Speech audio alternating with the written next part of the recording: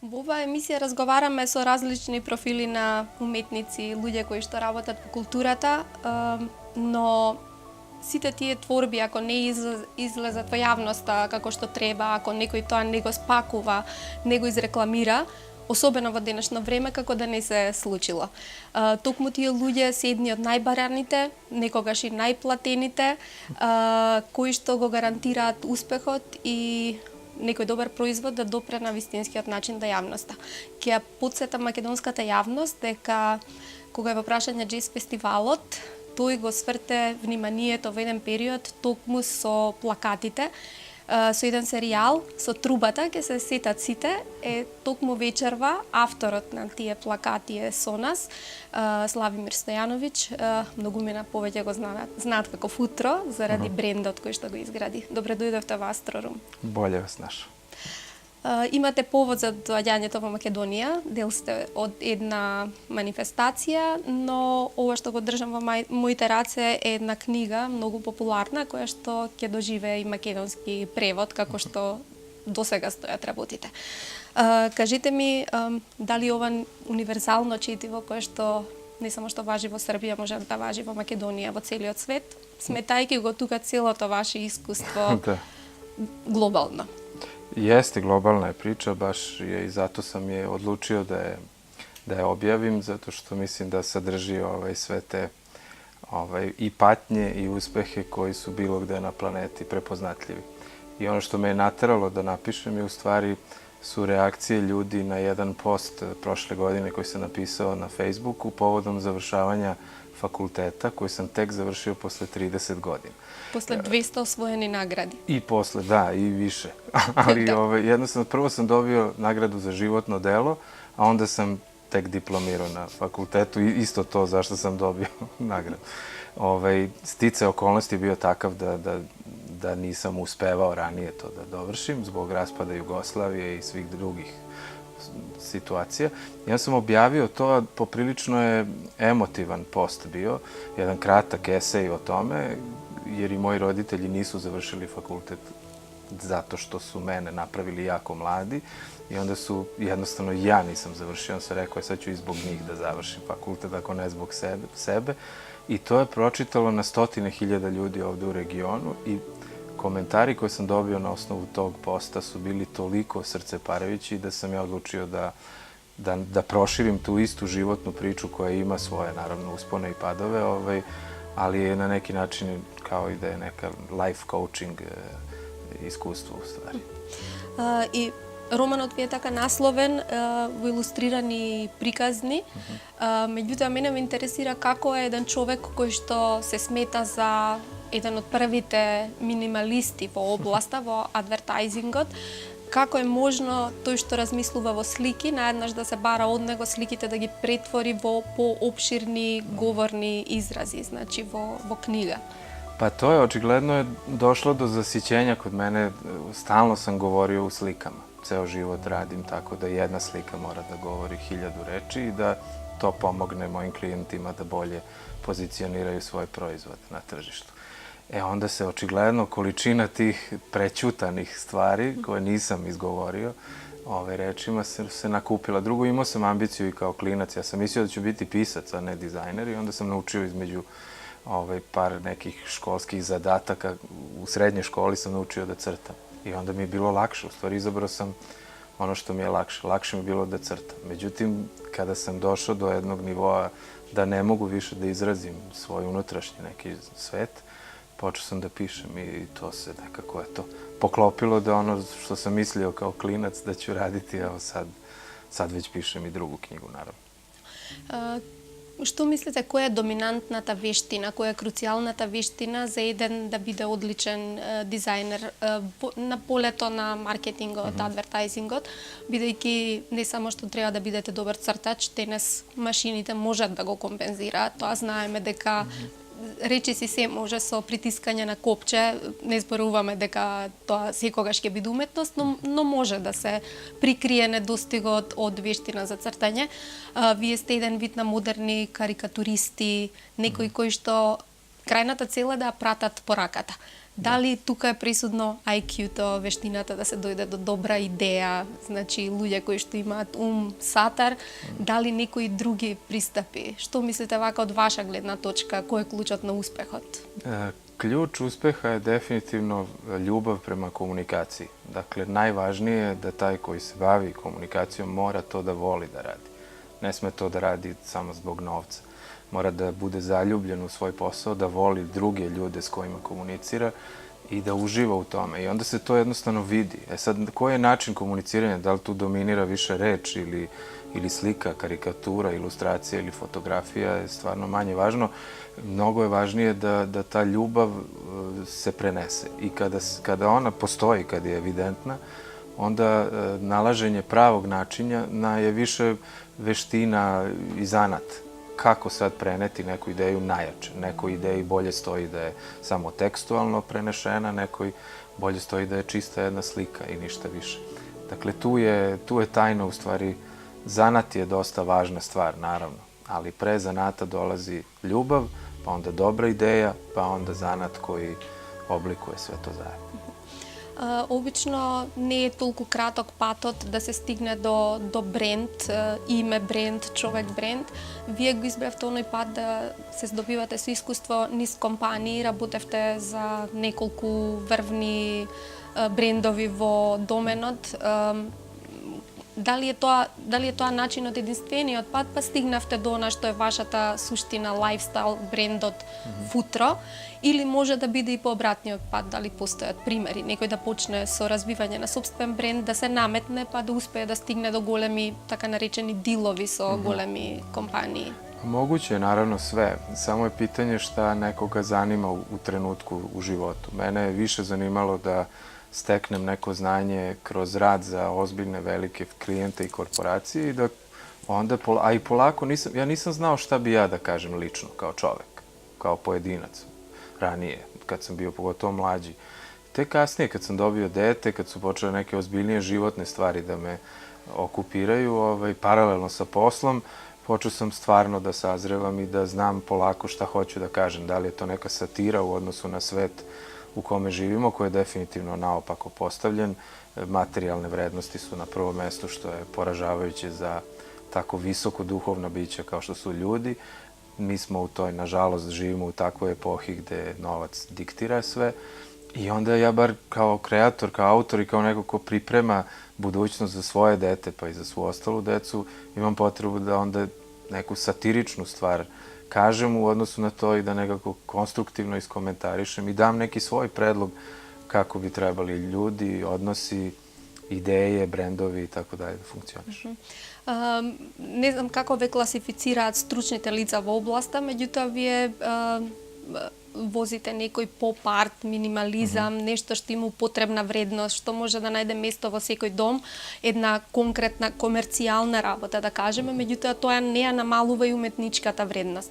Како успевате да не ја преминете линијата, да останете свој, а сепак да бидете достапни и разбирливи за сите? Pa kod mene to nije teško zato što mene jako interesuje šta misle drugi ljudi koji to vide. Dakle, nisam od ovih hermetičnih i autističnih umetnika koji se iza svog koncepta sakriju i ko razume, razume. Meni je jako važno da svi tačno razumeju ono što sam zamislio da im kažem.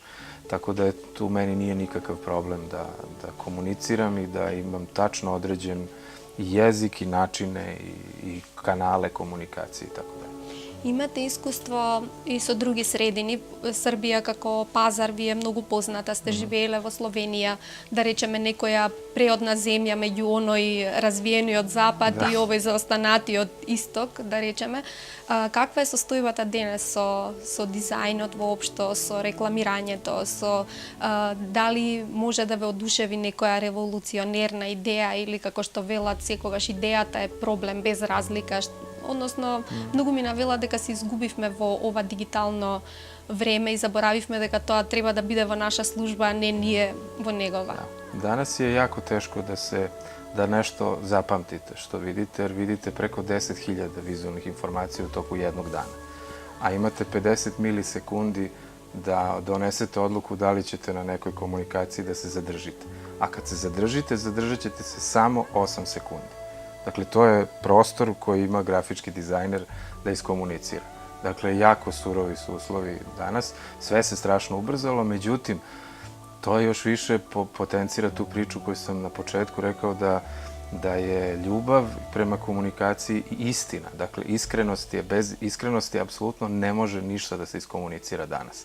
Sve što je bofl i što je fol ne prolazi jednostavno, neće proći. Proći će zato što imaju možda jaku silu, masu, medijsku pokrivenost i tako dalje, do jedne granice.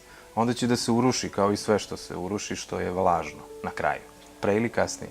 Tako da ove iskrene stvari koje su pametne u svojoj osnovi, one prežive sve ove te hiljade i hiljade komunikacije. To je moja i realno ja najviše imam sreće kad shvatim da radim za klijente koji su u osnovi iskreni u svojim namerama. Ste imali li nekogaš moralen tovar da знаете да не верувате лично во некој производ, да станувало збор за голема работа, да знаете дека како маркетиншки производ тоа ќе помине, дека најдобро ќе изработите работата и дали во таа смисла некогаш ви се случило да одбиете? Да сте цврсто убедени дека нешто не е здраво, не е добро, дека ќе станете автоматски еден обичен читер, што ги викаат, што ќе продаде нешто што ne treba da bude prodadeno. Danas ljudi svi se trude da prežive, imaju porodice, sve. Dakle, ta industrija advertising hrani milione ljudi na planeti. Dakle, ne možemo kažemo da je ta cela industrija trula, ali je suština u tome da ima jako puno stvari koje nisu potrebne civilizaciji uopšte. Napravljene su potrebe za njima, ali realno čoveku nisu. Ja recimo ne pušim, pa ne znam kakavo je to iskustvo, tako da ni ne znam da napravim onda kampanju za cigare. Nikogaš ne ste napravile, бидејќи тие се големи... Odbio sam više puta, zato što tu ima najviše i novca u principu, jer se te kompanije baš trude da i pored toga što je to nezdravo, uspeju da prodaju milione tih opet proizvoda. Ali ja sam stvarno odbio, jer pre svega ne razumem užitak taj. Tako da iskrenost je uvek se isplati na kraju. Na što ste posebno gordi, ponosni? Pa najponosniji sam što sam uspeo da prošle godine napravim knjigu za decu.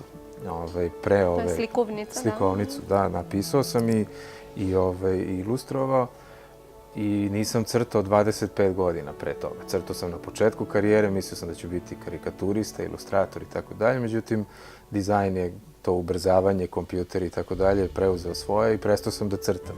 Ja sam morao da bi ćerki svoje nacrtao za rođendan knjigu o pričama koje pričam svako večer pred spavanje. Onda sam joj obećao da će dobiti za rođendan knjigu i onda je dobila knjigu, ali mi je trebalo 6 meseci da ponovo naučim da crtam. I ta pobeda nad samim sobom koju sam zbog ljubavi prema detetu isključivo, dakle nisam imao fizički vremena kad to da radim. Dakle, mora baš ljubav da bude. I onda sam napravio tu knjigu, ta knjiga je posle dobila i nagradu za najbolju dečju knjigu na sajmu knjigu u Beogradu i na sajmu knjigu u Novom Sadu. I eto, nadam se da će i ovde da se pojavi u makedonskom izdanju. Велат дека децата се најстрогата публика, односно ним не можете да им продадете и со најдобрата реклама производ. Da, ovde je bio cilj kod ove knjige se zove Singilumba i drvo čarobnih olovaka i ideja je u stvari da hteo sam da izbegnem ironijski diskurs u kome svi grcamo, cela planeta već decenijama, svi smo mnogo pametni jer smo ironični, imamo taj odmak prema realnosti kao da stavimo masku ironije i mnogo smo pametni svi. Ali nikakvu poruku ne daješ i drugo, puno ironije se pretvara lako u otrov. Tako da, ako takvu sredinu ostavljaš za svoje dete, nije baš pametno, zar ne? I onda sam ja odlučio da napravim knjigu koja ima isključivo ove plemenitost, dobrotu, dobročinstvo, brigu o drugome, saradnju. Singilumba je devojčica koja ima svog najboljeg drugara koji se zove Filippo Bibi i oni zajedno svojim kombinovanim talentima, ona zna da crta, on zna da svira instrumente razne, tom kombinacijom talenata rešavaju sve probleme na koje nailaze. Можно ли е низ индивидуален пример и со индивидуални акции да се смени нешто на глобално ниво? Не мора да тоа светско ниво, може да е во својата околина, бидејќи главните поплаки доаѓаат од силни индивидуалци за кои што никогаш нема место во системот. Нивните идеи се краткорочни затоа што немаат масовна поддршка. На кој начин може да се, кои се начините да се фузионираат сите добри идеи за да се направи навистина едно pridvižuvanja napred? Ja mislim da je takav globalni trenutak da će jednostavno rasti količina ljudi kojima ogledalo radi ispravno je. Dakle, imaju kod kuće ogledalo koje nije pokvareno. Dakle, takvih ljudi ima sve više i više. Pod uslov da imaat volja da se pogledna na njega. Apsolutno, volju, hrabrost, ne samo volju, nego hrabrost da pogleda istini u oči, sebe da vidi u obliku koji se napravi u odnosu na vrlo teška vremena u kojima se živi. Sad, takvih ljudi, takvih inicijativa pojedinaca ima stvarno sve više. Možda naša generacija neće da doživi taj ogromni talas, ali taj talas će sigurno doći i onda će ova ekipa u vrhu civilizacije malo morati da iskoristi nešto od tih dobrih stvari. Ne mogu samo da lopatama utovaruju novac u svoje džipove. Дали можете да направите пресек на вашиот дизајнерски развој? Дали чувствувате дека имате фази од тој, дали е минимализмот тој почетниот или требаше време да поминете низ неколку фази да дојдете, затоа што многу ми навела дека е најтешко да се стигне до the less is more. Da, ispada da je najteže, međutim, meni je to baš bilo najlakše jer sam bio očigledno lenj. Ja mrzim da radim dugo na projektima i volim da što kraće. I onda me ta vrsta moje neke unutrašnjeg motora terala da to ubrzam što više komunikaciju. Drugo, voleo sam uvek ljude koji imaju brz humor i da znaju da odreaguju na prvu loptu i da se svi pocepamo od smeha u društvu. Dakle, takvi ljudi su mi bili najveći genijalci. Takvih ima i na takvima smo i odrasli, raznim komičarima i tako dalje i to sam hteo da primenim i u dizajnu. Međutim, kao i sve u životu i tako i u dizajnu, postoje faze koje su više stilske i estetske, trendovske stvari kojima vi polako gledate da vam ne ugasi vam se zvezda koja sija od početka karijere, nego gledate da pratite trendove, ali da sve vreme taj plamen ne bude spoljni nego unutrašnji plamen. A spolja, kako ćete da oblikujete nešto, to je stvarno pitanje momenta i savremenih tokova. Dakle, ne da se bude modern, nego savremen, da se ide u korak sa vremenom u kojem se živi, a ne neka modernost odmah znači da kopiraš drugi. Кога ги споменавте комичарите, не требаше да ги споменете имињата Чарли Чаплин, Монти Пајтон и така натаму. Кои се другите ваши животни херои од областа на литературата, уметноста, можеби од околината, блиски личности кои што оставиле на вас најголема трага, влијание да сте тоа што сте денес? Ja sam imao nevjerovatnu sreću da u klupi u srednjoj dizajnerskoj školi sedim sa Srđanom Valjarevićem, velikim piscem moje generacije, i čiji jednostavno romani su me inspirisali da i ja jednog dana probam da pišem. S druge strane, još dvojica, jedan je najbolji animator, Nebojša Rogić, najbolji animator u regionu ovde, a treći je Miloš Ilić, jedan od najboljih kreativnih direktora u advertisingu. Dakle, ta tri čoveka su bila bolja od mene, uvek. I to je mene teralo da budem što bolji i ja mogu. Dakle, to je jako važno da imate nekoga za koga ste 100% sigurni da je bolji, talentovaniji i da ga jurite kako možete. Во вашите дела извира се ова што го зборувате, сите фасцинации од областа и на литературата и на уметноста, но не ве слушнав да споменете музиката, областа која што мене најмногу ме интересира. Дали таа е верен придружник на вашиот процес на работа, дали служи како инспирација, дали своите дела ги замислувате како ќе звучат или како ќе изгледаат во некој музички амбиент? Ja pripadam generaciji koja je muzika sve, koja je muzika u stvari izraz. Mi smo prvo slušali ploče, pa kasete, pa diskove, pa na kraju sad više ne znam šta slušam. Sad sam ponovo kupio gramofon da znam šta sam pustio sebi i prijateljima. Tako da, moj san je bio u stvari kad sam počinjao se bavim dizajnom da radim omote za ploče. I onda sam doživeo to da u 23. godini, recimo, radim omot za EKV album ili za ove Party Breakers-e ili za Električni orgazam, za Vladu Divljana, sve te ljude koji su za mene, svi su 15 godina stariji, ali su potpuni idoli koji predstavljaju... Zlatните godine na jugoslovenski rock and roll. Tačno. Ali ja sam onda 90-ih, kad je to krenulo da pada, ipak doživeo trenutak tog nekog realizacije tih snova i posle toga, naravno, muzika je sve vreme deo ne samo inspiracije me, ja ne mogu u tišini da radim ništa, pa ni dizajn, tako da kod mene je najjače stalno u studiju muzika. Da li vi ostane neka neostvarena želba ili da ste ljubomorni nekomu što imao šansa da raboti na nekoj projekt, vaka intimno, lično, ako nekoj ve praša što bi sakale da dizajnirate ili na što bi sakale da go stavite vašiot touch kako finalen? Da, uvek ima situacija gde mi je žao što nisam ja nešto smislio što je neko drugi pre mene i što je stvarno genijalno. I dok god se tako fasciniram tuđim radom, znam da sam na dobrom putu da ne poludim. Dakle, jer kada čovjek prestane da se fascinira tuđim talentom i radom, onda je sam sebi dovoljan i to već onda postavlja se pitanje zašto je na ovoj planeti u ovoj inkarnaciji. Dakle, naravno da ima puno toga što bih voleo da radim, ali što sam stariji osjećam da ti projekti tek u stvari dolaze. Ti koji su važni za sredinu u kojoj živim. Sad sam radio recimo vizualni identitet Narodnog muzeja u Beogradu koji je kulturno gledano vrh karijere u principu.